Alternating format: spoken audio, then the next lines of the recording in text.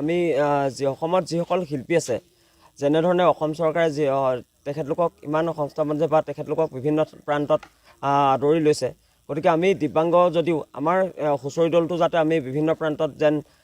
প্ৰতিভা বিকাশ কৰিব পাৰোঁ আৰু অসম চৰকাৰে আমাৰ যেন অসমৰ সকলো ৰাইজে আমাক যেন বিভিন্ন ঠাইলৈ নিমন্ত্ৰণ জনায় গতিকে আমাৰ সেইখিনি আমি সকলোৰে আগত যাতে হুঁচৰি দলটি আমি আগবঢ়াই নিব পাৰোঁ সেইটো আমাৰ লক্ষ্য আমি যোৱা বছৰ প্ৰায়